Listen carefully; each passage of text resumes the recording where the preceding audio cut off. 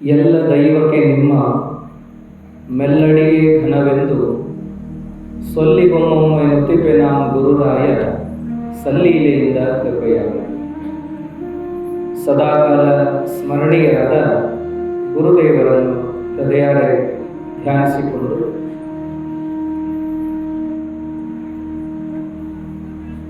ಇಂದಿಗೆ 1 ವರ್ಷವಾಯಿತಲ್ಲ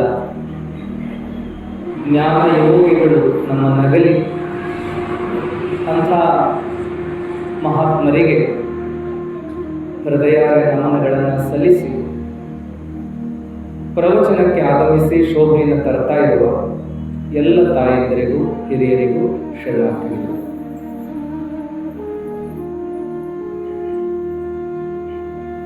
ಜ್ಞಾನಯೋಗಿ ಪೂಜ್ಯ ಸಿದ್ದೇಶ್ವರ ಮಹಾಸ್ವಾಮಿಗಳ ಬಗ್ಗೆ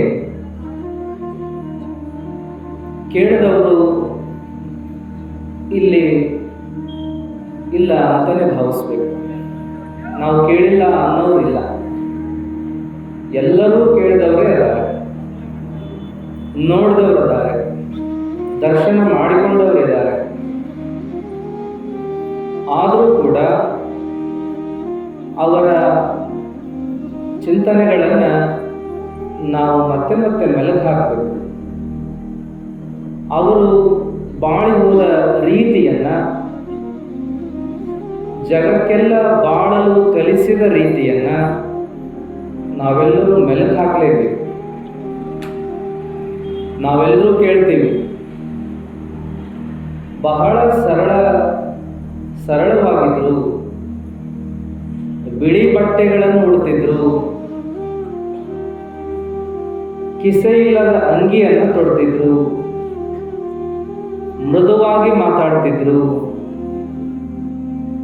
ಅಪಾರ ಪಾಂಡಿತ್ಯವನ್ನು ಪಡ್ಕೊಂಡಿದ್ರು, ಸಾಕಷ್ಟು ಓದ್ತಿದ್ರು,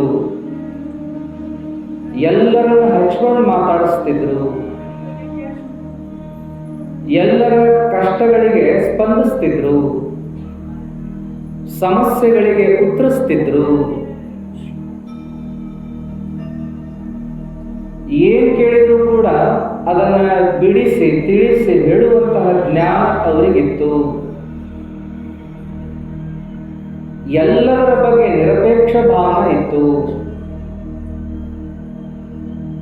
ಏನೆಲ್ಲ ಅವರು ಸುತ್ತಮುತ್ತ ಇದ್ರೂ ಯಾವುದನ್ನು ಹಚ್ಕೊಳ್ಳಾರದ ಹಾಗೆ ಬದುಕುವಂಥ ನಿರ್ಲಿಪ್ತ ಮನೋಭಾವ ಅವರಿಗಿತ್ತು.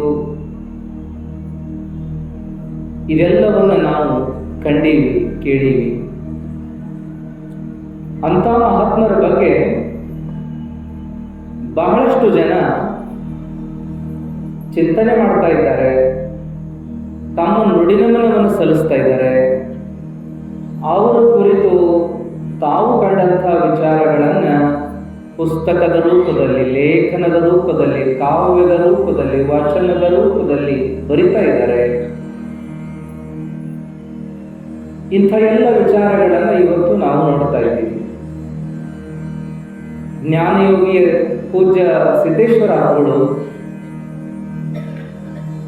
ಅವರ ಜೀವನವೇ ಒಂದು ಪವಾಡ ಅಂತ ವರ್ಣನೆ ಮಾಡ್ತಾರೆ. ಈ ಶತಮಾನದ ಮಹಾಸಂತ ಅಂತ ಕರೀತಾರೆ. ನಾವು ಬುದ್ಧನ ಬಗ್ಗೆ, ಬಸವಣ್ಣನ ಬಗ್ಗೆ ಕೇಳಿದ್ದೆವು, ಆದರೆ ಈಗ ಸ್ವತಃ ಸಿದ್ದೇಶ್ವರ ಬುದ್ಧೀಶಿಯವರ ರೂಪದಲ್ಲಿ ನೋಡ್ತಾ ಇದ್ದೀವಿ ಅನ್ನೋ ಮಾತನ್ನ ಕೇಳ್ತಾ ಇದ್ದೀವಿ. ವೇದೋಪನಿಷತ್ತುಗಳ ಕಾಲದ ಋಷಿಗಳ ಬಗ್ಗೆ ನಾವೆಲ್ಲ ಓದ್ತೀವಿ, ಆದರೆ ಅದನ್ನೀಗ ಸಿದ್ದೇಶ್ವರ ಸ್ವಾಮಿಗಳ ಮೂಲಕ ನೋಡ್ತಾ ಇದ್ದೀವಿ ಅಂತ ಮಾತಾಡೋದನ್ನು ಕೇಳ್ತೀವಿ. ಅವ್ರ ಬಗ್ಗೆ 1, 2, 100, 1000 ಮಾತುಗಳನ್ನ ಎಲ್ಲರೂ ಆಡ್ತಾರೆ. ಇವೆಲ್ಲ ನೀವೆಲ್ಲ ಕೇಳಿದಂಥ ಮಾತುಗಳು ಮತ್ತು ಸ್ವತಃ ನಮ್ಮ ಅನುಭವಕ್ಕೂ ಬಂದದ್ದು. ಇಂಥ ಪೂಜ್ಯರ ಬಗ್ಗೆ ಒಂದೊಂದು ಅಪರೂಪದ ಪ್ರಸಂಗಗಳನ್ನ ಒಬ್ಬೊಬ್ಬರು ಹೇಳ್ತಾರೆ. ಮಹಾತ್ಮರನ್ನ ನೆನೆಯುವ ಮೂಲಕ ಅವರಿಗೆ ನಮನ ಸಲ್ಲಿಸುವುದು, ಬರೀ ಕೈ ಮುಗಿಯೋದಲ್ಲ, ಬರೀ ಸಾಷ್ಟಾಂಗ ಹಾಕೋದಲ್ಲ. ನಾವು ಅದಕ್ಕಿಂತ ಮಿಗಿಲಾದದ್ದನ್ನೇನು ಮಾಡಬಹುದು ಅಂತಂದ್ರೆ ಅವರ ಮಾತುಗಳನ್ನು ನೆನಪಿಸ್ಕೊಳ್ಳೋದು, ಏನನ್ನು ಅಳವಡಿಸ್ಕೊಳಕ್ ಸಾಧ್ಯದನೋ ಅದನ್ನು ಅಳವಡಿಸ್ಕೊಳ್ಳೋದು. ಸುಮ್ಮನೆ ನಾವು ನೆನೆಸಿ ಕೈ ಬಿಟ್ಟರೂ ಉಪಯೋಗ ಇಲ್ಲ. ಅದರಾಗ ನಮ್ಮ ಕಡೆಯಿಂದ ಏನು ಅಳವಡಿಸ್ಕೊಳಕ್ ಸಾಧ್ಯ ಐತಿ, ಅವರು ನುಡಿದು ಹೋದದ್ರೊಳಗೆ ನಡೆದು ಹೋದದ್ರೊಳಗೆ ಯಾವ ಮಾತನ್ನು ನಾವು ನಮ್ಮ ಜೀವನದಾಗ ಅಳವಡಿಸ್ಕೊಳಕ್ ಸಾಧ್ಯ ಐತಿ ಅದನ್ನು ನಾವು ಅಳವಡಿಸ್ಕೊಂಡ್ರೆ ನಿಜಕ್ಕೂ ಅವರಿಗೆ ನಾವು ಗೌರವ ಕೊಟ್ಟಂಗ, ನುಡಿ ನಮನ ಸಲ್ಲಿಸಿದಂಗ ಆಗ್ತದೆ. ನಡೆ ನುಡಿ ಒಂದು ಮಾಡಿಕೊಂಡಿದ್ರು ಅಂತ ಹೇಳ್ತೀವಲ್ಲ ಅವರ ಬಗ್ಗೆ, ಹಾಗೆ ನಾವು ಕೂಡ ಒಂದು ಹೆಜ್ಜೆ ಗುರುವಿನ ಕಡೆಗೆ ಇಡುವ ಪ್ರಯತ್ನವನ್ನು ಮಾಡಬೇಕಾಗಿದೆ. ಇವತ್ತು ವಿಜಾಪುರದಲ್ಲಿ ಕೆಲವರು ಅವರ ಬಗ್ಗೆ ಹೇಳಿದ ಮಾತುಗಳನ್ನು ಕೇಳಿದಾಗ ಅದನ್ನು ನಿಮ್ಮ ಮುಂದೆ ಹೇಳಬೇಕನಿಸಿತು ನನಗೆ. ಸುತ್ತೂರು ಸ್ವಾಮೀಜಿಯವರು ಅವ್ರ ಬಗ್ಗೆ ಬಹಳ ಪ್ರೀತಿ. ಮೈಸೂರು ಸುತ್ತೂರು ಮಠದ ಸ್ವಾಮೀಜಿಯವರು ಸಿದ್ದೇಶ್ವರ ಸ್ವಾಮಿಗಳ ಮೇಲೆ ಬಹಳ ಪ್ರಯತ್ನ. ಸಿದ್ದೇಶ್ವರ ಸ್ವಾಮಿಗಳನ್ನು ವರ್ಷ ತಮ್ಮ ಮಠಕ್ಕೆ ಕರೆಸಿಕೊಳ್ಳುವಂಥದ್ದು. ಮತ್ತು ಸಿದ್ದೇಶ್ವರ ಸ್ವಾಮಿಗಳ ಅಪೇಕ್ಷೆ ಪಟ್ಟರೆ ಅವರು ಸ್ವತಃ ಇಲ್ಲಿ ಬಂದು ಹೋಗ್ತಿದ್ದರು. ಅವರಿಗೆ ಆರಾಮಿದ್ದಾಗ ಕಣೇರಿ ಒಳಗೆ ಹಗಲೆಲ್ಲ ಬಂದು ನೋಡಿಕೊಂಡು ಹೋದದ್ದು. ವಿಜಾಪುರಕ್ಕೆ ಬಂದು ಅಲ್ಲೇ ಉಳಿದ ಅವ್ರ ಬಗ್ಗೆ ಕಾಳಜಿ ತಗೊಂಡದ್ದು. ಅವರು ಲಿಂಗೈಕ್ಯರಾದಾಗ ಲಕ್ಷ ಲಕ್ಷ ಜನ ಬರ್ತಾರಂದ್ರೆ ಎಲ್ಲದಕ್ಕೂ ಅಚ್ಚುಕಟ್ಟು ವ್ಯವಸ್ಥೆ ಆಗುವಂಗ ಮಾರ್ಗದರ್ಶನ ಮಾಡಿದ್ದು ಸುತ್ತೂರು ಮಠದ ಸ್ವಾಮೀಜಿ. ಮತ್ತು ಸಿದ್ದೇಶ್ವರ ಅಪ್ಪಗಳವರ ವಿಚಾರಧಾರೆಗಳನ್ನ ಪುಸ್ತಕದ ರೂಪದಲ್ಲಿ, ವಿಶೇಷವಾಗಿ ಅಲ್ಲಮ ಪ್ರಭುಗಳ ವಚನ ನಿರ್ವಚನದಂಥ ಮಹಾನ್ ವಿಚಾರಗಳ ಗ್ರಂಥಗಳನ್ನ ಹೊರತಂದದ್ದು ಮೈಸೂರು ಸುತ್ತೂರು ಮಠದ ಸ್ವಾಮೀಜಿ. ಅವ್ರ ಬಗ್ಗೆ ಹೇಳುವಾಗ ಸಿರಿಗೆರೆ ಅಜ್ಜರು ಒಂದು ಮಾತು ಹೇಳಿದರು. ಮೈಸೂರಿನ ಸುತ್ತೂರು ಅಜ್ಜರು, ವಿಜಾಪುರದ ಸಿದ್ದೇಶ್ವರ ಅಜ್ಜರು ಅಂದ್ರೆ ಅವರು ಗಂಡ ಬೇರುಂಡ ಇದ್ದಂಗ ಅಂತ ಹೇಳಿದ್ರು. ಗಂಡ ಬೇರುಂಡ ಅಂದ್ರೆ ಮುಖ ಎರಡು, ಮೈ ಒಂದು. ನೀವು ಸರ್ಕಾರಿ ವಾಹನದ ಚಿತ್ರ ನೋಡ್ರಿ, ಅದಕ್ಕೇನೋ ಹಕ್ಕಿ ಚಿತ್ರ ಕೊಟ್ಟಿರ್ತಾರ, ಮೂತಿ ಎರಡು ಇರ್ತಾವ, ಹಕ್ಕಿಗೆ ಮೈ ಒಂದ. ಈ ಹೋಲಿಕೆಯನ್ನ ಸಿರಿಗೆರೆ ಅಜ್ಜರು ಕೊಟ್ಟರು. ಮೈಸೂರು ಅಜ್ಜರು ವಿಜಾಪುರ ಅಜ್ಜರು ಹೆಂಗಂದ್ರೆ ಗಂಡ ಬೇರುಂಡಿದ್ದಂಗ ದೇಹ ಒಂದ, ಮುಖ ಅಷ್ಟ ಎರಡು ಅಂತ ಹೇಳುವಂಥದ್ದು. ಇಷ್ಟು ಆತ್ಮೀಯತೆ ನೀಡಿಕೊಂಡಂಥ ಮೈಸೂರಿನ ಅಜ್ಜವರು ಏನು ಹೇಳ್ತಿದ್ರು ಅಂದ್ರೆ, ಅಂಥ ಅಪರೂಪದ ಜ್ಞಾನಿಗಳನ್ನ, ಯೋಗಿಗಳನ್ನ ನೋಡಿದ್ದೇ ಅಪರೂಪ ಅಂತ ಹೇಳಿ. ಎಷ್ಟು ಜ್ಞಾನ ಅಂತಂದ್ರೆ ಇಂಗ್ಲಿಷ್ ಒಳಗೆ, ಹಿಂದಿ ಒಳಗೆ, ಮರಾಠಿ ಒಳಗೆ, ಸಂಸ್ಕೃತದೊಳಗೆ, ಕನ್ನಡದೊಳಗೆ ಅವರು ಪಾಂಡಿತ್ಯವನ್ನು ಹೊಂದಿದ್ರು. ಇಂಗ್ಲಿಷ್ ಒಳಗೆ ಅವರು ಮಾತಾಡಕತ್ರ ಇಂಗ್ಲಿಷರಿಗೂ ಸಹಿತ ಆಶ್ಚರ್ಯ ಆಗ್ತಿತ್ತಂತ. ವಿದೇಶಕ್ಕೆ ಸಿದ್ದೇಶ್ವರ ಅಜ್ಜವ್ರನ್ನ ಕರ್ಕೊಂಡು ಹೋದದ್ದ ಮೈಸೂರು ಅಜ್ಜವ್ರಂತ, ಸುತ್ತೂರು ಮಠದ ಅಜ್ಜವರು. ಸಿದ್ದೇಶ್ವರ ಅಜ್ಜರ ಹೆಸರಿನಾಗ ಒಂದು ವೋಟರ್ ಕಾರ್ಡ್ ಇಲ್ಲ, ಒಂದು ಆಧಾರ್ ಕಾರ್ಡ್ ಇಲ್ಲ. ಮತ್ತು ಹ್ಯಾಂಗ ಇವರಿಗೆ ಪಾಸ್ಪೋರ್ಟ್ ಸಿಕ್ತು, ವೀಸಾ ಸಿಕ್ತು ಅಂದ್ರೆ ಸುತ್ತೂರು ಬುದ್ದೀಜಿಯವರು ಹೇಳಿಸಿ ಅವರಿಗೆ ಪಾಸ್ಪೋರ್ಟ್ ಕೊಡಿಸಿ ವಿದೇಶಕ್ಕೆ ಕರ್ಕೊಂಡು ಹೋಗ್ರಂತ. ಮತ್ತು ವಿದೇಶದೊಳಗೆ ಇವ್ರ ವಿಚಾರಗಳಿಗೆ ಅಲ್ಲಿ ಜನ ಎಲ್ಲ ಮನಸ್ಸೋತ್ರಂತ. ಅಷ್ಟು ಚಂದ ಇಂಗ್ಲಿಷು ಸಿದ್ದೇಶ್ವರ ಸ್ವಾಮೀಜಿದು ಅಂತ ಹೇಳಿದ್ರು. ಇಂಗ್ಲೆಂಡ್ನಾಗ ಇರಲಿ, ಆಸ್ಟ್ರೇಲಿಯಾದಾಗ ಇರಲಿ, ಪುಸ್ತಕ ಅಲ್ಲಿ ಅಧ್ಯಾತ್ಮದ ಪುಸ್ತಕ ಬಿಡುಗಡೆ ಆಗ್ಯಾವ ಅಂದ್ರೆ ಮುಂದೆ ಸ್ವಲ್ಪ ದಿನದಾಗ ಸಿದ್ದೇಶ್ವರ ಅಜ್ಜರ ಕೈಯಾಗಿರ್ತಿದ್ವು ಅಂತ. ಒಟ್ಟು ಅಂಥವನ್ನು ಕಲಿಸ್ಕೊಳ್ಳೋರಂತ. ಹೀಗೆ ಭಾರತೀಯ ಮತ್ತು ವಿದೇಶ ತತ್ವಜ್ಞಾನವನ್ನ ಬಹಳ ಆಳವಾಗಿ ತಿಳ್ಕೊಂಡಿದ್ರು ಅಂತ ಹೇಳಿದ್ರು. ಇಷ್ಟ ಅಲ್ಲ, ಬರೀ ಪಂಡಿತರಾಗಿದ್ರು, ಜ್ಞಾನಿಗಳಾಗಿದ್ರು ಅಂತ ಹೇಳಿ ಮುಗಿಸುವುದಿಲ್ಲ. ಇನ್ನೊಂದು ಮಾತು ಹೇಳಿದರು, ಸಾಮಾನ್ಯ ಮನುಷ್ಯನ ವಿಚಾರಗಳನ್ನು ತಿಳ್ಕೊಳ್ಳುವಂತ ಕುತೂಹಲ ಸಿದ್ದೇಶ್ವರ ಸ್ವಾಮೀಜಿಯವ್ರಿಗೆ ಇತ್ತು ಅಂತ ಹೇಳಿ. ಸಾಮಾನ್ಯ ಜನರು, ಈಗ ಸಣ್ಣ ಹುಡುಗರ ಹೋಗಲಿ, ಅವರನ್ನು ಮಾತಾಡಿಸೋದ, ಅವ್ರಿಗೆ ಗೊತ್ತಿರೋದನ್ನು ಕೇಳೋದ. ನಾವು ಹೋದ್ರೆ ನಮಗೆ ಗೊತ್ತಿರೋದನ್ನು ಕೇಳೋದ, ನೀವು ಹೋದ್ರೆ ನಿಮಗೆ ಗೊತ್ತಿರೋದನ್ನು ಕೇಳೋದು. ಯಾವ ಊರು, ಆ ಊರ ಹೆಸರು ಹೇಳಿದ್ರೆ ಆ ಊರಿನ ಪರಿಸರ ಏನು, ಉದ್ಯೋಗ ಏನು, ಜನ ಏನು, ಅಲ್ಲಿ ಉದ್ಯೋಗ ಏನು, ಅಲ್ಲಿ ವ್ಯವಹಾರ ಹೆಂಗ, ಧರ್ಮ ಹೆಂಗ, ನೀತಿ ಹೆಂಗ, ಇವೆಲ್ಲ ಕೇಳುವಂಥದ್ದು.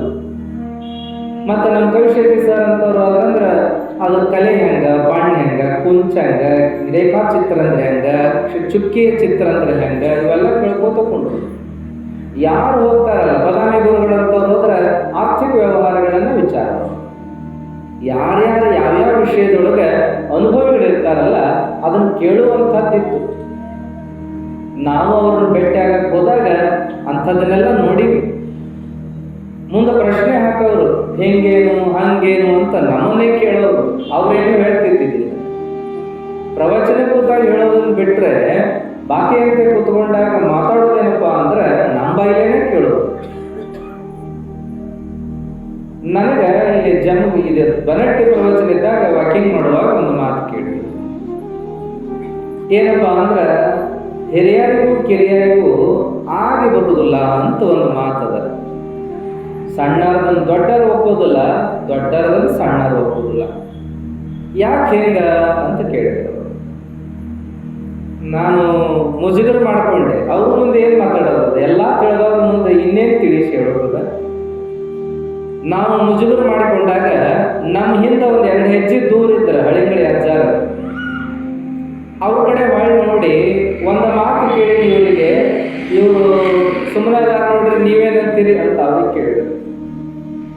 ಅವಾಗ ಹಳಿಂಗಳಿ ಅಜ್ಜಾರ ಅಂದರು, ನಾನರ ಏನು ಹೇಳೋದೈತ್ರಿ ಅಪ್ಪ ನೀವು ಹೇಳ್ಬೇಕಂದ್ರೆ. ಇಲ್ಲಿಲ್ಲ, ನನ್ನ ಮಾತು ಬೇರೆ, ನಿಮ್ಮದು ಹೇಳ್ರಿ. ದೊಡ್ಡರಿಗೂ ಸಣ್ಣರಿಗೂ ಆಗಿ ಬರುವುದಿಲ್ಲ. ಅದಕ್ಕೆ ಏನು ದೊಡ್ಡರು ತಪ್ಪಂತೀರೋ ಏನು ಸಣ್ಣರು ತಪ್ಪಂತೀರೋ? ದೊಡ್ಡರಿಗೆ ಸಣ್ಣರು ಹೊಂದ್ಕೋಬೇಕು, ಸಣ್ಣರಿಗೆ ದೊಡ್ಡರು ಹೊಂದ್ಕೋಬೇಕು. ಏನು ಇವ್ರಿಗೆ ಅವ್ರು ಹೊಂದ್ಕೋಬೇಕು, ಅವ್ರಿವ್ರು ಹೊಂದ್ಕೋಬೇಕು, ಇಬ್ಬರು ಹೊಂದ್ಕೊಂಡು ಹೋಗ್ಬೇಕು. ಹಿಂಗೆ ಕೇಳಾಕತ್ತೀನಿ ಅಂತ. ಇದು ಪ್ರಶ್ನೆ ಬಹಳ ಸರಳ ಅದ, ಆದ್ರೆ ಉತ್ತರ ಹೇಳೋದು ಹೆಂಗದ? ದೊಡ್ಡರ ಮುಂದೆ ಮಾತಾಡೋದು ಅಂದ್ರೆ ಅಜ್ಜಿ. ಕೆಲವರು ಧಾರಾವಾಹಿಯಲ್ಲಿ ಮಾತಾಡ್ತಾರೆ, ನಮಗಂತೂ ಆಗದು. ದೊಡ್ಡರ ಮುಂದೆ ಏನ್ ಹೇಳೋದು ಅದ? ಮಾತು ಕಲಿಸಿದವ್ರ ಮುಂದೆ ಮಾತಾಡೋದು ಅಂದ್ರೆ ಭಯಂಕರ ಅಜ್ಜಿ. ಅವಾಗ ಹಾಗೆ ಮಾತು ಮುಂದುವರೆದಾಗ ನಿಧಾನಕ್ಕೆ ಮತ್ತೆ ಅವರ ಕೇಳಿ ಕೊನೆಗೆ ಹೇಳ್ತಾರೆ, ಇವ್ರದನ್ನ ಅವ್ರು ಅರ್ಥ ಮಾಡ್ಕೋಬೇಕು, ಅವ್ರದನ್ನ ಇವ್ರು ಅರ್ಥ ಮಾಡ್ಕೋಬೇಕು. ಅಂದಾಗ ಮಾತ್ರ ಚಂದ ನಡೀತದ. ಹೊಂದಾಣಿಕೆ ಅನ್ನೋದು ಬೇಕಾ ಇಬ್ಬರ ಮಧ್ಯದೊಳಗೆ? ಹೊಂದಾಣಿಕೆಯಿಂದ ನಡೆಯುವುದಿಲ್ಲ ಯಾವುದು. ಹೊಂದಾಣಿಕೆ ಇಬ್ಬರಿಗೂ ಬೇಕಾಗ್ತದ ಅನ್ನುವಂಥ ವಿಚಾರವನ್ನ ಸ್ಪಷ್ಟಪಡಿಸಿದ್ರು. ಹಿಂಗ ಒಂದು ಕಡೆ ಮತ್ತೊಂದು ಕಡೆ ಹೋದಾಗ ಅಲ್ಲೊಂದು ಪ್ರಶ್ನೆ ಬಂದಿತ್ತು. ಏನಪ್ಪಾ ಅಂದ್ರೆ, ಈ ಆಯುರ್ವೇದ ಚಲೋನೋ ಏನು ಅಲೋಪತಿ ಚಲೋನೋ ಅಂತ ಒಂದು ಪ್ರಶ್ನೆ ಬಂದಿತ್ತು. ಮತ್ತೊಂದು ಕಡೆ ಇಂಗ್ಲಿಷ್ ಮೆಡಿಸಿನ್ ಚಲೋನೋ ಏನು ಆಯುರ್ವೇದ ಔಷಧ ಚಲೋನೋ ಅಂತ ಹೇಳಿ ಅವಾಗ ಹಿಂಗೆ ಕೂತವರಲ್ಲೆಲ್ಲ ಚರ್ಚೆ ಮಾಡಕ್ ಹಚ್ಚಿದ್ರು. ನೀವೇನಂತೀರಿ ಹಂಗೆಲ್ಲ. ಆಮೇಲೆ ಏನಪ್ಪಾ ಅಂತ ಕೇಳಿದ್ರೆ ಅವರಿಗೆ ಒಬ್ಬರು ಪ್ರಶ್ನೆ ಮಾಡಿದ್ರು, ಅಜ್ಜಾರ ನಮ್ಮದು ಕೇಳೋದಾದ್ರಿ ಅಪ್ಪ, ನಿಮ್ದೇನು ಹೇಳ್ರಿ ಅಂತ. ನೀವೇನಂತೀರಿ, ಅಲೋಪತಿ ಚಲೋನೋ ಆಯುರ್ವೇದ ಚಲೋನೋ ಅಂದಾಗ ಅಜ್ಜಾರಂದ್ರು, ಯಾವುದನ್ನು ಚಲೋ ಅನ್ನಕ್ ಬರುದಿಲ್ಲ, ಯಾವುದನ್ನು ಕೆಟ್ಟ ಅನ್ನಕ್ ಬರುದಿಲ್ಲ ಅಂತ. ಒಂದೊಂದು ಸಂದರ್ಭಕ್ಕೆ ಒಂದೊಂದು ಅಷ್ಟ ಮಹತ್ವ ಪಡ್ಕೋತಾವ. ಹಂಗಿದ್ದಾಗ ಇದ ಭಾಳ ಚಲೋ, ಇದು ಭಾಳ ಕೆಟ್ಟ ಅನ್ನಕ ಬರುದಿಲ್ಲ. ಆಯಾ ಸಂದರ್ಭಕ್ಕೆ ಆಯಾ ಇದನ್ನ ಅಳವಡಿಸಿಕೊಳ್ಬೇಕಾಗ್ತದ ಅನ್ನುವಂಥ ಮಾತು. ಹಿಂಗ ಭೇಟಿ ಆದಾಗಲೆಲ್ಲ ಒಂದೊಂದು ಸಂದರ್ಭವನ್ನು ನೋಡ್ತಿದ್ದೆವು. ಇಂಥದ್ದನ್ನ ನೆನಪು ಮಾಡಿಕೊಂಡಂಥ ಸುತ್ತೂರು ಬುದ್ಧಿಜಿಯವರು ಒಂದು ದೃಷ್ಟಾಂತ ಹೇಳಿದ್ರು, ಭಾಳ ಚಂದ ಅನಿಸ್ತು ನಮಗೆ. ಒಬ್ರೇನಪ್ಪ ಅಂತಂದ್ರೆ ಸಿದ್ದೇಶ್ವರ ಅಜ್ಜರ ಮುಂದೆ ಸ್ವಲ್ಪ ತ್ರಾಸ ಮಾಡ್ಕೊಂಡ್ರಂತ. ಅವ್ರು ಯಾರೋ ಒಬ್ಬರು ಸ್ವಾಮಿಗಳ ತ್ರಾಸ ಮಾಡ್ಕೊಂಡರು. ಏನು ತ್ರಾಸು ಅಂತ ಕೇಳಿದ್ರೆ, ಏನಿಲ್ಲ, ಎಲ್ಲ ಪರ ನಿಮ್ಮ ಆಶೀರ್ವಾದದಿಂದ ಎಲ್ಲ ಐತಿ, ಎಲ್ಲ ಚಲೋ ಐತಿ. ಆದ್ರೆ ಏನಪ್ಪ ಅಂದ್ರೆ ನಾ ಕರ್ರಗದಿನಲ್ಲ, ಅದ ಒಂಚೂರು ನನಗೆ ಬೇಜಾರು.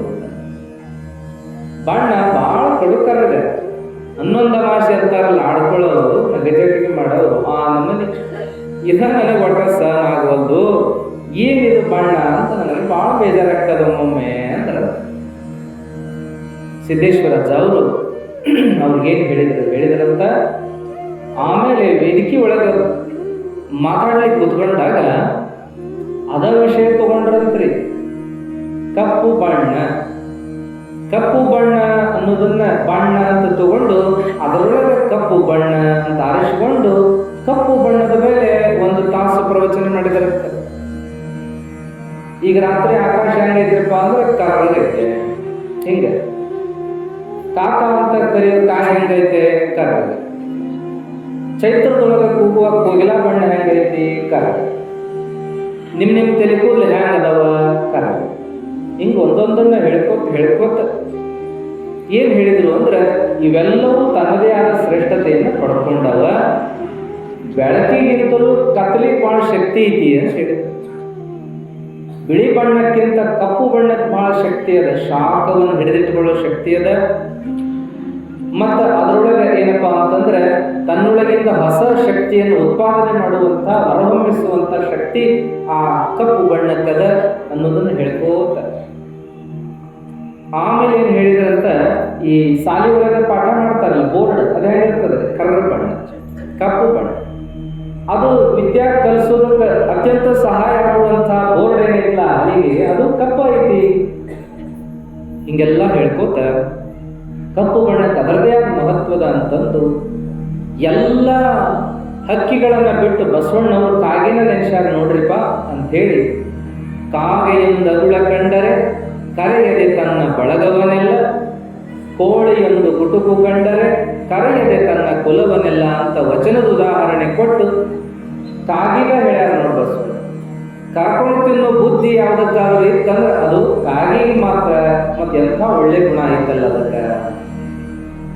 ಮುಂದೆ ಏನಪ್ಪಾ ಅಂತಂದ್ರೆ ಹಿರಿಯಾಗ ತೀರ್ಕೊಂಡಾಗ ಪಿಂಡ ಇಟ್ಟಾಗ ತಿನ್ನಾಕ ಯಾವ ಹಕ್ಕಿ ಬರ್ಬೇಕಂತ ಕಾಯ್ತಾರಂದ್ರೆ ಕಾಗಿನ ಬರ್ಬೇಕು ಅಂತ ಕಾಯ್ತಾರಲ್ರಿಪ್ಪ. ಮುಂದೆ ಕೋಗಿಲಿಗೆ ಯಾವುದೋ ಒಂದು ಹಕ್ಕಿ ಕೇಳಿತಂತ, ಅಲ್ಲ ನೀನಾರ ಎಷ್ಟು ಕರಗದಿದಿ, ನಿನ್ನ ಬಗ್ಗೆ ಎಷ್ಟು ಮೆಚ್ಕೋತಾರ ಜನ, ಕೋಗಿಲ ಅಂತಾರಲ್ಲ ಅಂದಾಗ ಕೋಗಿಲ ಹೇಳ್ತಂತ, ನನ್ನ ಬಣ್ಣ ನೋಡಿ ಏನ್ ಮಾಡ್ತಿ, ನನ್ನ ಹಾಡು ಕೇಳ ಅಂತ ಹೇಳ್ತಂತ, ನನ್ನ ಧ್ವನಿ ನೋಡ ನನ್ನ ಹಾಡು ಕೇಳ ಅಂತ ಹೇಳ್ತಂತ. ಈ ಉದಾಹರಣೆ ಕೊಟ್ಟು ಕೋಗಿಲೆ ಎಷ್ಟು ಪ್ರಸಿದ್ಧ ಆಗ್ಯದಲ್ಲ ತನ್ನ ಕಂಠದಿಂದ, ಬಣ್ಣದಿಂದ ಅಲ್ಲ ಕಂಠದಿಂದ ಎಷ್ಟು ಪ್ರಸಿದ್ಧ ಆಗ್ಯದ. ಅದಕ್ಕೆ ಬಣ್ಣ ನೋಡೋದಲ್ಲ, ಅದರ ಹಿಂದಿನ ಗುಣವನ್ನು ನೋಡಬೇಕು, ಸ್ವಭಾವ ನೋಡಬೇಕು ಅಂತ ಹೇಳ್ಕೊಂತ ಏನು ಅವರು ಮುಜುಗರ ಆಗ್ತದ ನನಗೆ ಕಪ್ಪು ಬಣ್ಣ ಅಂತ ಹೇಳಿದ್ದಕ್ಕೆ ಅವತ್ತು ಇಡೀ ಪ್ರವಚನವನ್ನು ಅದರ ಮೇಲೆ ಮಾಡ್ತಾ ಬಂದ್ರ ಅನ್ನುವಂಥದ್ದನ್ನ ಅವರು ಉಲ್ಲೇಖ ಮಾಡಿದ್ರು. ಹಿಂಗ ಅವ್ರ ಬಗ್ಗೆ ಇನ್ನೂ ಬಹಳಷ್ಟು ಮಾತುಗಳು ನಾವೆಲ್ಲ ಕೇಳ್ತಾ ಬರುವಂಥದ್ದದ. ನಾವು ನೋಡ್ಬೇಕಾದ್ದು, ಕೇಳಬೇಕಾದ್ದು, ಓದಬೇಕಾದ್ದು ಭಾಳ ಇದ್ರೂ ಸಹಿತ ಅಜ್ಜವರು ಏನಂತಾರಂದ್ರೆ, ನೀವು ಭಾಳ ಓದ್ಬೇಕು ಅನ್ನೋದು ಮುಖ್ಯ ಅಲ್ಲ, ಭಾಳ ಕೇಳ್ಬೇಕು ಅನ್ನೋದು ಮುಖ್ಯ ಅಲ್ಲ, ನಿಮಗೆ ಎಷ್ಟು ಅರ್ಥ ಆಗ್ಯದಲ್ಲ ಅಷ್ಟು ನಡ್ಕೊಳಕ್ಕೆ ಶುರು ಮಾಡ್ರಿ, ನಿಮ್ಮ ಜೀವನ ಉದ್ಧಾರ ಆಗ್ತೈತಿ ಅಂತ ಹೇಳಿದ್ದನ್ನ ನಾವ್ಯಾರು ಮರಿಬಾರದು ಅಂತ ಹೇಳಿ. ನಡಿ ಒಳಗೆ ಐತಿ ಅಲ್ಲ ಅಂತೇಳಿ ಅದಕ್ಕಂಥ ನಡೆಯನ್ನು ನಡೆದು ಹೋದ್ರಲ್ಲ. ಅದಕ್ಕೆ ನಮ್ಮ ಓಲೆ ಮಠದ ಅಜ್ಜರ ಒಂದು ಚಲೋ ಶಬ್ದ ಬಳಸಿದ್ರು, ಜಮಖಂಡಿ ಓಲೆ ಮಠದವರು. ಏನಂದ್ರೆ ಇವರೆಲ್ಲ ವಜನ ಹೆಜ್ಜೆ ಇಟ್ಕೋತ ಹೋದ್ರು ನೋಡ್ರಿ ಅಂತೇಳಿ. ನಾವೆಲ್ಲ ಏನು ಹೆಜ್ಜೆ ಇಟ್ಟಿವು, ಎಂಥ ವಜನ ಹೆಜ್ಜೆ ಇಟ್ಟರಂದ್ರೆ ಆ ಹೆಜ್ಜೆ ಗುರುತು ಅಳಕಂಗಿಲ್ಲ ಜಗತ್ತಿರೋವರೆಗೂ. ಅಂಥ ಹೆಜ್ಜೆಯನ್ನು ಇಟ್ಟವರೊಳಗೆ ಸಿದ್ದೇಶ್ವರಪ್ಪಗಳವರು ಬಹಳ ದೊಡ್ಡವರು ಅನ್ನುವಂಥದ್ದು. ಅದಕ್ಕೆ ನಾವೆಲ್ಲ ಅಂಥ ಸರಳ ಜೀವನವನ್ನು ಮಾಡಲಿಕ್ಕೆ ಕಲಿಯೋಣ ಮತ್ತು ಅಂಥ ಸಾತ್ವಿಕ ಜೀವನವನ್ನು ಮಾಡಲಿಕ್ಕೆ ನಾವು ಕೂಡ ಪ್ರಯತ್ನಿಸೋಣ ಅನ್ನುವಂಥ ಮಾತನ್ನು ಹೇಳ್ತಾ, ಸಿದ್ದೇಶ್ವರ ಬುದ್ಧಿಜಿಯವರ ಮಾತುಗಳು ನಾವೆಲ್ಲ ಕೇಳಲಿಕ್ಕೆ ಇವತ್ತು ಅವಕಾಶ ಇದೆ. ಅವರ ಮಾತುಗಳು ಎಲ್ಲಿ ಮರೆಯಾಗಿಲ್ಲ, ಅವರಿನ್ನೂ ಜೀವಂತವಾಗಿದ್ದಾರೆ, ಗ್ರಂಥಗಳ ಮೂಲಕ ಜೀವಂತವಾಗಿದ್ದಾರೆ, ಅವರ ಮಾತುಗಳ ಮೂಲಕ ಜೀವಂತವಾಗಿದ್ದಾರೆ, ಮತ್ತು ನಿಮ್ಮ ಮನಸ್ಸೊಳಗೆ ಅವರು ಜೀವಂತವಾಗಿದ್ದಾರೆ. ಅವರ ನೆನೆಸ್ಕೊಳ್ಳೋಣ, ಅವರ ಪುಸ್ತಕಗಳನ್ನು ಓದೋಣ, ಅವರ ಪ್ರವಚನ ಕೇಳಕ್ಕೆ ಅವಕಾಶ. ಎಲ್ಲರ ಕೈಯಾಗ ಮೊಬೈಲ್ ಅದಾವ, ಹಚ್ಚಿ ಕೇಳಲಿಕ್ಕೆ ಅವಕಾಶ. ನೀವು ವಾಕಿಂಗ್ ಹೋಗುವಾಗ ಕೇಳಿ, ಕುಂತಾಗ ನಿಂತಾಗ ಕೇಳಿ. ಎಷ್ಟು ಚಲೋ ಪರಿಣಾಮಕಾರಿ ಅದಾವ ಅಂತಂದ್ರೆ ಒಂದು ಸಣ್ಣ ಸಣ್ಣ ಘಟನೆಗಳು ನಮ್ಮ ಮೇಲೆ ಅಗಾಧವಾದ ಪರಿಣಾಮ ಮಾಡ್ತಾವ. ಅದಕ್ಕೆ ನಾವೆಲ್ಲ ಕೇಳ್ಕೋತ ಒಳ್ಳೆದನ್ನು ಕೇಳ್ಕೋತಿದ್ದಾಗ ನಿಮ್ಮ ಮನಸ್ಸು ಮಾರುತ್ತದೆ, ಪಕ್ವಾಗ್ತದ ಅನ್ನುವಂಥ ವಿಷಯವನ್ನು ನೋಡ್ತಾ ಸಿದ್ದೇಶ್ವರ ಬುದ್ಧಿಜಿಯವರಿಗೆ ನುಡಿ ನಮನವನ್ನು ನಾವು ಸಲ್ಲಿಸಿ ಅವರ ಆ ಒಂದು ದೊಡ್ಡ ಹೆಜ್ಜೆ ನಮ್ಮೆಲ್ಲರಿಗೂ ಒಂದು ಮೈಲುಗಲ್ಲು, ನಮಗೊಂದು ದಿವ್ಯ ದಾರಿಯನ್ನು ತೋರಿಸುವಂತಹ ಒಂದು ಬೆಳಕು ಅನ್ನುವಂಥದ್ದನ್ನು ನಾವಲ್ಲಿ ಸ್ಮರಣೆ ಮಾಡಿಕೊಂಡು ಅವರಿಗೆ ನುಡಿ ನಮನವನ್ನು ಸಲ್ಲಿಸ್ತಾ, ನಾವು ನೀವೆಲ್ಲ ಅವರನ್ನು ಕಂಡಿದ್ದೀವಿ. ನೀವೆಲ್ಲ ಅವ್ರ ಪುಸ್ತಕಗಳನ್ನು ಪಡ್ಕೊಂಡ್ರಿ, ತಗೊಳ್ರಿ, ಪುಸ್ತಕಗಳನ್ನು ತಗೊಳ್ರಿ, ಓದ್ರಿ, ಓದುವ ರೂಢಿಯನ್ನು ಮಾಡ್ರಿ.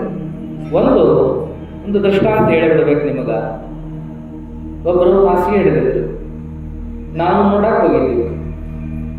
ಅವಾಗ ಅವರು ಸ್ವಲ್ಪ ವಯಸ್ಸು ಆಗಿತ್ತು, ಜೋಲಿ ಹೋಗ್ತಿತ್ತು, ಬಿದ್ದು ಪೆಟ್ಟಾಗಿ ಹಾಸಿಗೆ ಹಿಡಿದಿದ್ರು. ಆವಾಗ ಅವರನ್ನು ಮಾತಾಡಿಸ್ಲಿಕ್ಕೆ ಹೋದಾಗ ಅವ್ರ ಸ್ಮರಣೆ ಬೇರೆ ಇತ್ತು. ಅವಾಗ ನಾವು ಅವ್ರ ಮನೆಯವ್ರಿಗೆ ಹೇಳಿದ್ದೀವಿ. ಅವರಿಗೆ ಬಾಜು ಕುತ್ಕೊಂಡು ನೀವೇನಾರು ಓದ್ರಿ, ಸುಮ್ಮನೆ ಓದ್ರಿ ಅಷ್ಟ. ಅವ್ರು ಕೇಳ್ತಾರೋ ಬಿಡ್ತಾರೋ ಎರಡನೇ ಮಾತು. ಅವರಿಗೆ ಓದೋದನ್ನು ಮಾಡ್ರಿ. ಎಲ್ಲ ಉಪಚಾರ ಮಾಡಿದ ಮೇಲೆ ಅವ್ರ ಮಕ್ಕಳು ನಿಮಗೆ ಬಿಡುವಾಗ ಕುತ್ಕೊಂಡು ಒಂದು ತಾಸು ಓದ್ರಿ, ದಿನ ಓದೋ ರೂಢಿ ಮಾಡ್ರಿ. ಮುಂದೆ ಏನಪ್ಪಾ ಅಂತ ಕೇಳಿದ್ರೆ ಮೊಬೈಲ್ನಾಗ ಒಂದಿದ್ದ ಪ್ರವಚನ ಹಚ್ಚಿಡ್ರಿ, ಕೇಳ್ಕೋತ ಮಾಡ್ಕೋತಾರ. ಮುಂದೆ ಏನಪ್ಪಾ ಅಂದ್ರೆ ಒಮ್ಮೊಮ್ಮೆ ಓಂ ನಮಃ ಶಿವಾಯ ಹಚ್ಚಿಡ್ರಿ, ಅದನ್ನ ಕೇಳ್ಕೊಂತ ಹೋಗ್ತಾರ. ಶಾರೀರಿಕ ಬಾಧೆಯನ್ನು, ಮಾನಸಿಕ ಬಾಧೆಗಳನ್ನು ಮರಿತಾರ. ಯಾಕಂದ್ರೆ ಹಾಸಿಗೆ ಮೇಲೆ ಹಿಂಗೆ ಮಲಿಗೆ ಇರೋದು ಅಂದ್ರೆ ಭಾಳ ಕಷ್ಟ.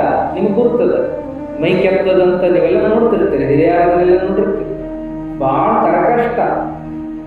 ಯುವಕರಿಗೆ ಒಳ್ಳೆ ಹಾಕಿದ್ದಂಗೆ ಅದು. ಸುಮ್ಮ ಮಕ್ಕಳು ಅಂದು ಬಿಡ್ಬೇಕು. ಎಷ್ಟೊರಕು ಹುಡುಗರಿಗೆ ಅಂದ್ರೆ 9 ಆದರೂ ಸಹ್ಯೆ, 10 ಆದರೂ ಸಹ್ಯೆ. ಇವತ್ತು 5 ಆಯ್ತು, 20 ಬಿಡು ನನಗೆ ಅಂತಿರ್ತಾವ ತಂದೆ ತಾಯಿ ಹುಡುಗರು. ಎಬ್ಸಾಕ್ ಹೋಗ್ಬೇಡ ನನಗೆ ಅಂತೇಳಿ. ಮಕ್ಕಳದು ಅಂದ್ರೆ ಜಗ್ಗ ಪ್ರೀತಿ. ಊಟ ಬೇಡ ಖರೆ, ನಿದ್ದೆ ಇನ್ನಟ ಮಾಡಂದ್ರೆ ಮಕ್ಕಳದೇ ಮಕ್ಕಳು.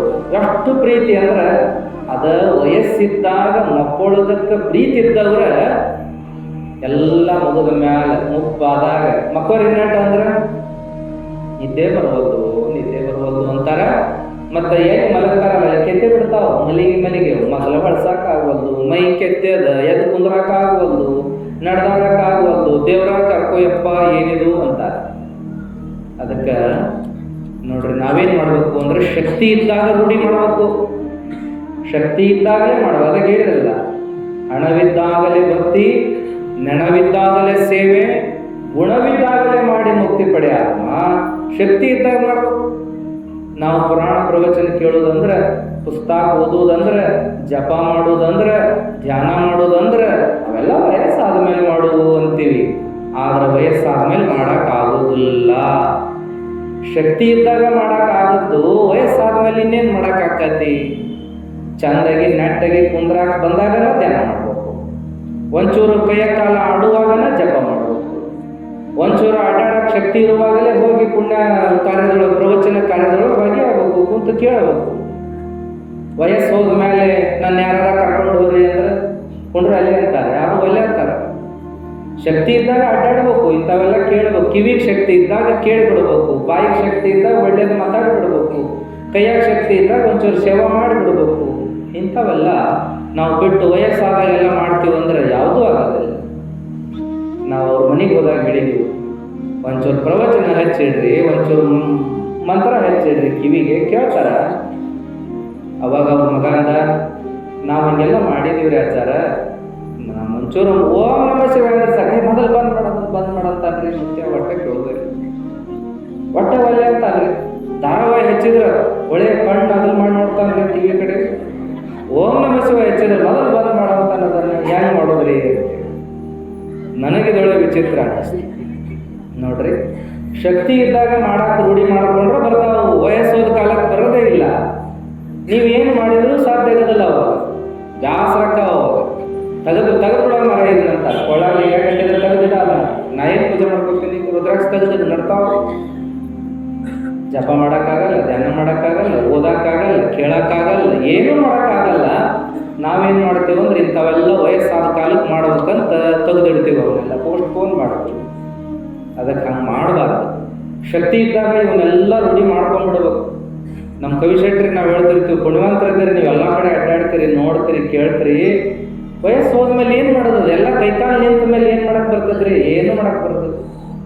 ಎಷ್ಟು ಜನ ಅದಾರ, ನಾವು ಅಂತಿರ್ತೀವಿ, ಎಷ್ಟು ಜನ ರಿಟೈರ್ ಆದವರು ಅದಾರ, ಇಂಥ ಉಪಯೋಗನ ತಗೊಳ್ಳೋದಿಲ್ಲ ಅವರು. ಮತ್ತು ಬರೀ ತಮ್ಮ ಹೆಣ್ಣು ಸತ್ತು, ಮಕ್ಕಳು ಸತ್ತು ತಗೊಂಡ್ಬಿಡ್ತಾವು. ಬರೀಪ್ಪ ನೀವು ಗಟ್ಟಿದ್ದೀರಲ್ಲ, ಒಂಚೂರು ಉಪಯೋಗ ತಗೊಳ್ರಿ, ಬಂತು ಕುಂತು ಕೇಳ್ರಿ, ಒಳ್ಳೆ ಮಾತು ಕೇಳ್ರಿ, ಒಳ್ಳೆ ಮಾತು ಹೇಳ್ರಿ, ಇರುವ ಶಕ್ತಿನ ಒಳ್ಳೆದಕ್ಕೆ ಉಪಯೋಗ ಮಾಡಿ ಹೋಗ್ರಿ. ಮತ್ತೊಂದು ಬರುದಿಲ್ಲ ಇದು ಜನ್ಮ ಅಂದ್ರೆ ಇದೆಲ್ಲ ಅಲ್ಲ. ಇನ್ನೂ ಒಂದಿಟ್ಟು ಏನಪ್ಪಾ ಅಂದ್ರೆ ಏನೋ ತಿನ್ನೋದಿದ್ರೆ ತಿನ್ನೋದು ರಸ್ತೆ ಮೇಲೆ, ಇನ್ನೂ ಒಂಚೂರೇನೋ ಕಟ್ಟಿ ಕುಂತ ಹಟಿ ಹೊಡಿತಿದ್ರು ಹೊಡೆಯೋದು, ಇನ್ನೂ ಒಂದೆರಡು ಧಾರಾವಾಹಿ ನೋಡೋದಿದ್ರು ನೋಡೋದು. ಇಂಥವನ್ನೇ ಮಾಡಿ ಮಾಡಿ ಮಾಡಿ ಕೊನೆಗೂ ಅದನ್ನೇ ಮಾಡಿ ಸತ್ತು ಹೋಗೋದೆ, ಬೇರೆ ಏನು ಮಾಡೋದಿಲ್ಲ. ಹಂಗಾಗಿ ಏನು ಮಾಡೋದದೆ? ನಾವೆಲ್ಲ ಮಹಾತ್ಮರಂತಂದ್ರೆ ಸುಮ್ ಕೈ ಮುಗಿಯಕ್ಕೆ ಅದಾರ ಅಂತ ತಿಳ್ಕೊಂಡ್ಬಿಡ್ತೀವಿ. ಅವೆಲ್ಲ ಅವ್ರಿಗೆ ಬಿಟ್ಟಿವಪ್ಪ, ಅವನ್ನೆಲ್ಲ ಅವ್ರಿಗೆ ಬಿಟ್ಟಿವಿ, ನಮಸ್ಕಾರ ಅಂತ ಬಿಡೋದು. ಅದಕ್ಕೆ ಹಿಂಗೆಲ್ಲ ನಮ್ಮ ಹಿಂದಿನ ಗುರುಗಳು ಸಿದ್ದೇಶ್ವರ ಸ್ವಾಮೀಜಿಯವರು ಹೇಳ್ತಿದ್ರಂತೆ. ಏನಪ್ಪಾ ಅಂದ್ರೆ ಒಂದೈತ್ ನೋಡ್ರಿ, ನಾರಿಗೆ ಗುಣವೇ ಶೃಂಗಾರ, ಹೌದಲ್ರಿ ವಚನ. ನೀರಿಗೆ ನೈದಿಲೆ ಶೃಂಗಾರ, ಸಮುದ್ರಕ್ಕೆ ತೆರೆ ಶೃಂಗಾರ, ನಾರಿಗೆ ಗುಣವೇ ಶೃಂಗಾರ, ಗಗನಕ್ಕೆ ಚಂದ್ರಮನೆ ಶೃಂಗಾರ, ಕೂಡಲ ಸಂಗನ ಶರಣರ ಮಸಲಿಗೆ ವಿಭೂತಿ ಶೃಂಗಾರ ಅಂತ ವಚನ. ಅದರಾಗ ಎಲ್ಲ ಬರೋಬ್ಬರಿ ಹೇಳ್ಯಾರ ಬಸವಣ್ಣ. ನೀರಿಗೆ ನೈದಿಲೆ ಶೃಂಗಾರ, ಸಮುದ್ರಕ್ಕೆ ತೆರೆ ಶೃಂಗಾರ, ಆದ್ರೆ ನಾರಿಗೆ ಗುಣ ಶೃಂಗಾರ ಅಂದಲ್ಲ ಬಸವಣ್ಣ, ಇದು ತಪ್ಪಿದು ಅಂದ್ರಂತ. ಯಾಕ ಅಂತ ಕೇಳಿದ್ರೆ ಅವ್ರು ಅಂದ್ರಂತ, ನಾರಿಗಟ್ಟ ಗುಣ ಬೇಕನ, ನಾರಿಗೆ ಗುಣವೇ ಶೃಂಗಾರ ಅಂದ್ರೆ ಹಂಗಾರೆ ಹೆಣ್ಮಕ್ಳಿಗಟ್ಟ ಒಳ್ಳೆ ಗುಣ ಬೇಕು, ಇವ್ರಿಗೆ ಏನು ಬೇಡ ಬೇಡ ಗಂಡ್ಮಕ್ಳಿಗೆ ಈಗ ಹೆಂಗೆ ಹೇಳಿದ್ರು ಬಸವಣ್ಣ ಅಂದ್ರೆ ಇದು ಪಾರ್ಶಾಲಿಟಿ ಮಾಡಿದಂಗೆ ಆತಪ್ಪ, ಇದು ತಪ್ಪು ಅಂತೇಳಿ. ಹಂಗಾರೆ ಗಂಡ್ಮಕ್ಳು ಯಾಕೆ ಬೇಕಂತ ಜೀವನ ಮಾಡಿದ್ರೆ ನಡೀತಿತ್ತೇನು? ಅವ್ರಿಗೆ ಗುಣ ಬೇಡ, ಸಂಸ್ಕಾರ ಬೇಡ. ಅದಕ್ಕೆ ಹಿಂಗಲ್ಲ, ಎಲ್ಲರಿಗೂ ಗುಣ ಬೇಕು, ಎಲ್ಲರಿಗೂ ಸಂಸ್ಕಾರ ಬೇಕು ಅನ್ನುವಂಥ ಮಾತುಗಳನ್ನ ಹೇಳ್ತಿದ್ದಾರೆ. ಅದಕ್ಕೆ ನಾವೆಲ್ಲ ಒಳ್ಳೆ ವಿಚಾರಗಳು, ಒಳ್ಳೆ ಗುಣಗಳು ಅಂತಂದ್ರೆ ಅಸಡ್ಡೆ ಮಾಡಬಾರ್ದು.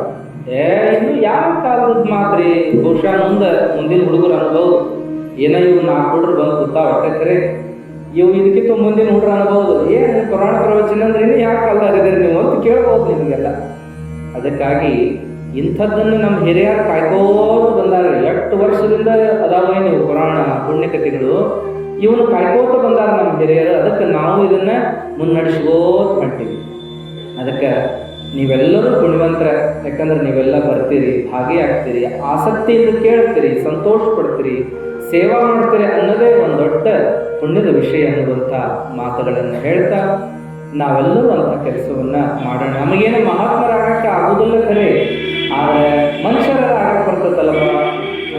ನಾವೇನು ಮಹಾತ್ಮರಾಗೋದು ಬೇಡ, ಮನುಷ್ಯರಾಗಿ ಬದುಕಿಬಿಡುವಂಥ ಪ್ರಯತ್ನವನ್ನು ನಾವು ಮಾಡಿದರೆ ಸಾಕು ಅಂತೇಳಿ, ಮನುಷ್ಯರಾಗಿ ಬದುಕೋದಕ್ಕೆ ಏನು ಬೇಕು ಅಂಥವನ್ನ ನಾವು ಮಹಾತ್ಮರ ಜೀವನದಿಂದ ಕೇಳ್ಕೋತ ಹೋಗೋಣ ಅನ್ನುವಂಥ ಮಾತನ್ನು ಹೇಳ್ತಾ, ಇವತ್ತು ಬಹುಶಃ ಪ್ರವಚನಕ್ಕೆ ಹೋಗೋಕ್ಕಾಗಲಿ, ಪ್ರವಚನ ವಿಷಯ ತಗೊಳ್ಲಿಕ್ಕಾಗಿಲ್ಲ. ಸಿದ್ದೇಶ್ವರ ಬುದ್ಧಿಜಿಯವರ ಸ್ಮರಣೆಯಲ್ಲಿಯೇ ಇವತ್ತಿನ ದಿನವನ್ನು ನಾವು ಕಳೆದೆವು ಎನ್ನುವಂಥ ಮಾತು. ಅಂಥ ಪುಣ್ಯಾತ್ಮರನ್ನ ನಾವೆಲ್ಲ ನೆನೆಸುವಂಥದ್ದೇ ಅನ್ನುವಂಥ ಮಾತನ್ನು ಹೇಳ್ತಾ, ನಿಮ್ಮೆಲ್ಲರೂ ಇಂಥ ಒಂದು ವಿಚಾರಗಳನ್ನು ಕೇಳ್ರಿ, ಮತ್ತೊಬ್ಬರಿಗೂ ಕಲಿಸ್ರಿ. ಈಗ ಕಲಿಸ್ರಿ, ಕೇಳ್ರಿ, ಒಳ್ಳೆ ವಿಚಾರಗಳನ್ನು ಕೇಳಬೇಕು. ಸುಮ್ಮನೆ ದೂರ ತಗೊಂತಾರ ಕೇಳ್ರಿ, ನಿಮಗೆ 2 ಮಾತ್ರ ಕಿವ್ಯಾಗ ಹೋಗೋಲ್ಲ, ಕಾಟ ಕೇಳ್ರಿ ಅಂತ ಒತ್ತಾಯ ಪಡಿಸ್ಬೇಕಾಗಿದೆ. ಇವತ್ತ ಚಟ ಮಾಡೋಕೆ ಒತ್ತಾಯ ಮಾಡ್ತಾರಂತ, ನಿನಗೆ ಗೊತ್ತಿಲ್ಲ, ನೋಡ್ಯಾರ ನೋಡು ಒಂದು ಹನಿ ಅಂತಾರಂತ, ನೋಡ್ಯಾರ ನೋಡು ಒಂದು ಗುಟ್ಟಿಗೆ ಅಂತಾರಂತ, ನೋಡ್ಯಾರ ನೋಡು ಒಂದು ತುತ್ತು ಅಂತಾರಂತ. ತಿನ್ಸೋದಕ್ಕೆ ಉಣಿಸೋದಕ್ಕೆ ಎಷ್ಟು ಬುದ್ಧಿ ಆಡ್ತಾರ ಅಂದ್ರೆ, ಗೆಳೆಯ ಸಂಘದಾಗ ಇದು ರೂಢಿ ಆಗ್ಬೇಕು ನೋಡ್ರಿ ಅಂತ ಇರ್ತಾರೆ. ಒಬ್ಬರಾಗ ಇಂಥವ್ರ ಸಂಘದಿಂದ ನಾನು ಪ್ರವಚನಕ್ಕೆ ಬರೋ ಕಲ್ಕೊಂಡು ನೋಡ್ರಿ ಅನ್ನೋರು. ಅದಕ್ಕೆ ನಾವೆಲ್ಲ ಒಳ್ಳೆಯದನ್ನು ಪ್ರಚಾರ ಮಾಡಬೇಕಾಗಿದೆ. ಒಳ್ಳೆಯದಕ್ಕೆ ಇವತ್ತಿನ ಕಾಲದ ಪ್ರಚಾರ ಬೇಕು, ಒಳ್ಳೆಯದನ್ನು ಪ್ರಚಾರ ಮಾಡಲೇಬೇಕು ನಾವೆಲ್ಲ. ಅದಕ್ಕೆ ನೀವೆಲ್ಲ ಒಳ್ಳೆಯವರಾಗಿರೋದಲ್ದನ ಮತ್ತೊಬ್ಬರಿಗೆ ಹೇಳಬೇಕು, ಇಂಥದ್ದು ಚಲೋ ನಡೆದದ ಬರ್ರಿ ಅನ್ನೋದು. ಯಾವಾಗ ವರ್ಷ ಬಿಡಿ ನಮ್ಮ ಉದ್ಯೋಗ ವ್ಯವಹಾರ ನಡೆದಿರ್ತದ, ಈ ಸಂದರ್ಭದೊಳಗೆ ಹೋಗೋಣ ಬರ್ರಿ ಒಂದು ತಾಸು, ಬ್ಯಾಸರಾದ ಯಾಕಾಗಲ್ಲ, ಸುಮ್ಮನೆ ಕುಂದ್ರೋದು ಕಲೀರಿ ಅಂತ ಹೇಳಿ 4 ಮಂದಿಗೆ ನಾವೆಲ್ಲ ರೂಢಿ ಮಾಡಿಸ್ಬೇಕಾಗ್ಯದ. ಹೆಂಗೆ ನೀವೆಲ್ಲ ಬಿಸ್ನೆಸ್ ಮಾಡುವಾಗ ಅದ್ರೊಳಗೆ ಇರ್ತದೆ ನೋಡ್ರಿ, ನಿಮ್ಮ ಕೈ ಕೆಳಗೆ 4 ಮಂದಿನ ಸದಸ್ಯರನ್ನ ಮಾಡ್ಕೊಂಡ್ರಿ ಅಂದ್ರೆ 4 ಮಂದಿ ಕಮಿಷನ್ ನಿಮಗೆ ಬರ್ತದ ಅಂತ ಹೇಳ್ತಿರ್ತಾರಲ್ಲ, ಒಂದೊಂದು ಸ್ಕೀಮ್ ಇರ್ತಾವ ಅವೆಲ್ಲ. ನಿಮಗೇನಪ್ಪ ಅಂದ್ರೆ ನೀವು ಮೆಂಬರ್ ಆದ್ರೆ ನಿಮಗೆ 100 ರೂಪಾಯಿ, ನಿಮ್ಮ ಕೈ ಕೆಳಗೆ 4 ಮಂದಿ ಮೆಂಬರ್ ಮಾಡಿದ್ರೆ 25 ಮತ್ತು 100 ರೂಪಾಯಿ ನಿಮಗೆ ಸಿಗ್ತದ. ಅಂದಾಗ ಓಡಾಡಿ ಬಿಸ್ನೆಸ್ ಮಾಡ್ತೀವಿ ನೋಡ್ರಿ ನಾವು 4 ಮಂದಿ, ಇನ್ನು 8 ಮಂದಿ ಮಾಡ್ತೀವಿ. ಮತ್ತು ಅವ್ರ ಕೈ ಕೆಳಗೆ 4 ಮಂದಿ ಆದ್ರಂದ್ರೆ ಮತ್ತು 10 ರೂಪಾಯಿ ನಮಗೆ ಕಮಿಷನ್ ಬರ್ತದೆ ಅಂತೇಳಿ 100 ಮಂದಿ 1000 ಮಂದಿ ಬೆಳೆಸ್ಕೊಂತ ಹೋಗ್ತೀವಿ. ಅಲ್ಲಿ ರೊಕ್ಕ ಕಾಣ್ತದ, ನಾವು ಆ ಕೆಲಸ ಮಾಡ್ತೀವಿ.